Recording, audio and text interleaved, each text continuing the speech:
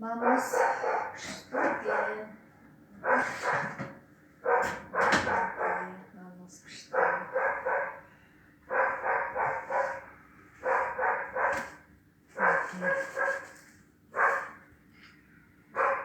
Şu yemeği açıp kalman gideceğim. Hazır дрожждың зиянын қыңар. Дүние жүзі бойынша дрожждан баштап жатышат экен. Ачыткыга деле кадимкидей көтөрүлүп жакшынакай болуп пышат. Анан ачыткыга болгондон өзгөчө дагы даамы да өзгөчө болот экен. Мындай сындырганында дагы ушаланбайт. Берки дрожжго кылган аябай ушаланат. Мындай жакшынакай нан болот.